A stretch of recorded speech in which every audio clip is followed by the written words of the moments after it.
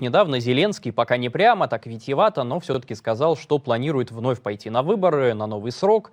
И хотелось бы поговорить, на ваш взгляд, почему он это сказал, причем в таком виде, не каким-то утверждением, а такой гипотетической возможностью. Что это, проверка, скажем так, реакции общества, или он действительно решил вслух поразмышлять, что это было? Во время избирательной кампании Зеленский обещал быть только один срок с трибуны, и неоднократно. Но мы все знаем о том, что очень серьезно прорабатывается возможность, для чего, для этого снимаются рейтинги, для этого он ведет деятельность, все время следит за тем, чтобы там рейтинг падает, там какие-то проводят мероприятия и так далее. Вот. Очевидно, что он собирается баллотироваться. Очевидно, он хочет остаться на второй срок. И ему надо готовить почву вот, от категорического нет, которое, обещание, которое было дано, вот пока может быть, да, может быть, пойду. А потом будут уверены, да, я пойду обязательно, народ меня хочет, требует, я должен это закончить, я отвечаю за Украину и так далее, и так далее. Ну, вот это так вот сдвигает окно Авертона. Смотрите, Трамп поручил оказать давление на Зеленского. Это было выполнено. ФБР дало команду НАБУ, НАБУ слила данные, коррупция в ближайшем окружении Зеленского. Одновременно поступили требования. Была связь установлена, что всю деятельность вокруг Зеленского ведет Ермак. И посчитали, что если убрать Ермака, то поменяется курс, поставить своего человека на место Ермака. И это было сделано. Был коррупционный скандал. Ермака по требованию американцев поменяли на лояльного Буданова.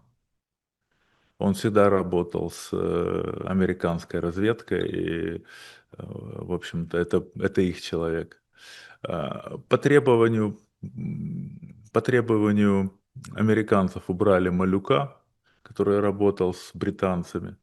Вот сделали целый ряд мероприятий. Но это все не сработало. Потому что поставили Буданова, но все люди вокруг него и все заместители — это люди Ермака. Малюка убрали, но Зеленский проводит отдельное совещание с замами Малюка, которые работают, продолжают работать с Великобританией, и полномочия остались у них. Вот был коррупционный скандал, но Зеленский формально открестился от этих коррупционеров. И да, выступает, что вот надо бороться с коррупцией, да, вот такие люди, да, надо возбуждать уголовные дела. И результата это не дал. И мы видим, что это не дало результат, то есть был включен антикриз. Проанализирована ситуация, проанализированы риски, и это не сработало. Вот чуть-чуть не додавили. И то, что не додавили, мы видим в том, что нет результатов этих мирных переговоров, которые сейчас идут.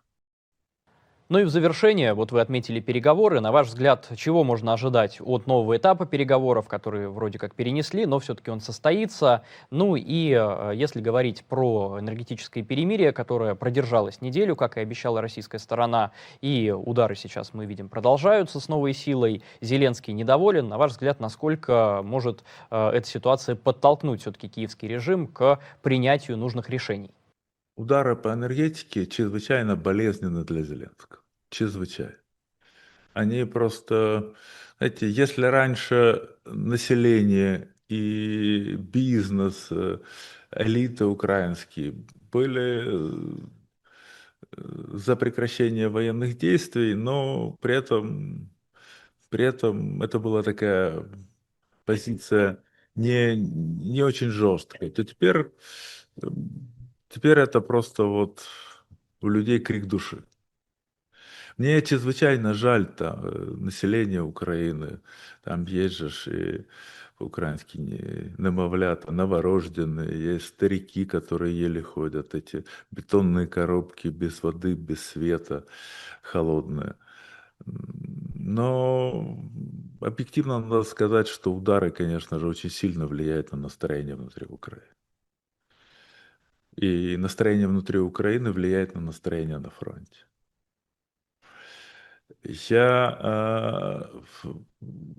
Были очень большие споры, когда же истекает неделя. Потому что Песков сказал буквально вот несколько дней назад о том, что подтвердил, да, что достигнуто перемирие, и сказал так: перемирие на неделю до 1 числа, до 1 февраля. И Зеленский начал говорить о том, что на самом деле это до 6, а вот надо от объявления Трампа считать. Но если посмотреть, когда прекратились удары, то это действительно неделя произошла. То есть просто Трамп это объявил не на первый день. Ну, когда объявил, тогда объявил, когда Уитков ему доложил, тогда и объявил об этом. Фактически неделя уже прошла. Конечно же, Зеленский хотел, чтобы это продлилось, перемирие. Возможно, из-за этого и отложили встречу. Типа, ну вот встреча должна быть 1 числа, переговоры, а давайте вот отложим на 6, и как бы и перемирие тогда продлится на 6, чтобы проскочить мороз. Можно такое предположить. Но Владимир Путин не пошел на вот такие передергивания. Договорились на 1 встретиться, надо встречаться 1. Договорились до 1 перемирия, значит до 1. Ну, вот такая ситуация. Здесь, к сожалению, можно посочувствовать жителям Украины, но войну надо прекращать. Для этого надо принимать решения, для этого надо воздействовать на Зеленского, на украинские власти. И Зеленский сейчас несет ответственность за то, что происходит. Я скажу, что вот сейчас просто буквально единодушие. Эти выступал и Ким, губернатор Николаевской области, там был представитель партии войны, точно так же, как Гончаренко, тоже выступал по этому поводу публично. И говорил, да, он тоже представитель партия войны Порошенко, он член этой партии. Мова, вера, армия, да, это их лозунг.